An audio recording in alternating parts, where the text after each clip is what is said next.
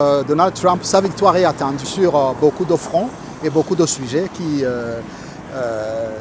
intéressent le monde entier. Je vais peut-être faire un bref aperçu de l'état du monde actuellement. Si vous regardez ce qui se passe au Moyen-Orient, Israël contre les pays arabes, le conflit entre Gaza et Israël, le Yémen avec Israël, le Liban actuellement, Hezbollah, et puis aussi l'Iran. Ajouter à ça le conflit en Ukraine qui mobilise l'Occident. Donc je pense que les gens l'attendent au tournant. Il a promis que s'il est élu, il pourrait mettre fin à ces conflits en Ukraine parce qu'il va utiliser ses relations. Parce que vous le savez, il a des relations privilégiées avec le président Poutine. Il a des relations très particulières avec le Premier ministre israélien, Benjamin Netanyahu. Donc il peut utiliser toutes ces relations, tous ces canaux pour en fait essayer de mettre toutes ces personnes ensemble et pour trouver une solution plus ou moins équitable. En fait, ce qu'il faut noter, c'est que la guerre qui se déroule en Ukraine, ce n'est pas une guerre entre la Fédération de Russie et l'Ukraine. C'est une guerre qui oppose la Fédération de Russie et l'Occident, c'est-à-dire les États-Unis et l'Union européenne. Donc, il pourrait jouer un rôle positif. Alors, le souci qu'il y a encore, c'est que l'Union européenne et les États-Unis, surtout avec l'administration démocrate aux États-Unis, se sont beaucoup investis dans la guerre en Ukraine. Ils veulent absolument que l'Ukraine gagne. C'est pour cela d'ailleurs que l'administration Biden a donné beaucoup d'argent, beaucoup d'aide à l'Ukraine. Les armes, probablement des militaires aussi. L'Union européenne a envoyé beaucoup d'armes, beaucoup d'argent. La Pologne et d'autres pays occidentaux, ils se sont beaucoup investis dans la guerre en Ukraine pour que justement l'Ukraine gagne. Bien sûr, la position de Trump dans cette guerre sera très déterminante.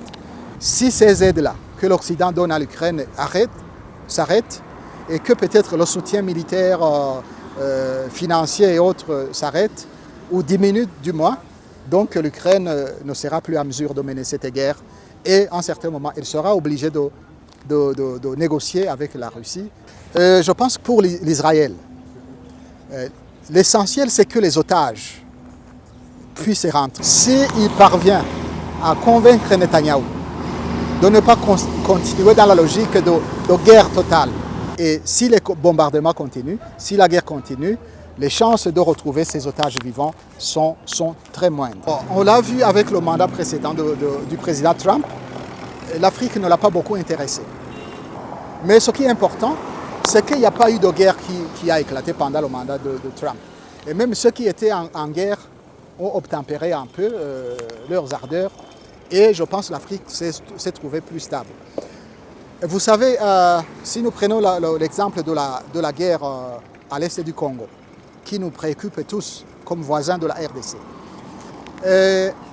les soutiens du M23, vous le savez, sont des pays frontaliers, certains pays frontaliers, qui ont des relations privilégiées avec les démocrates.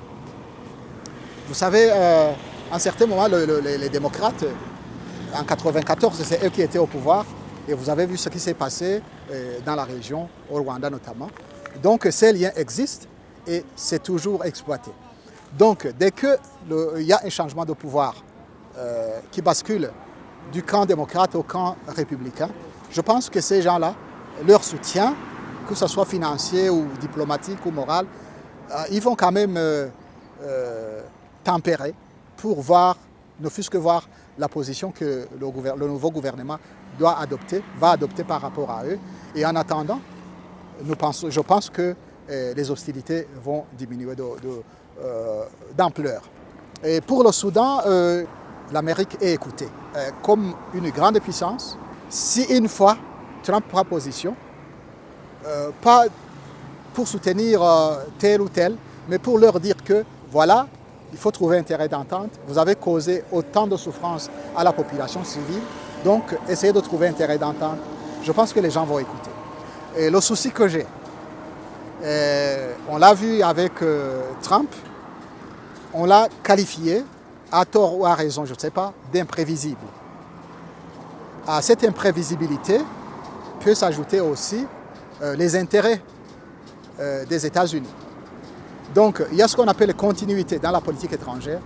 Si Trump voit que le geste qui avait été posé par l'administration démocrate bénéficiait aux États-Unis, je pense qu'il peut changer de stratégie, mais quand même, il va garder la ligne.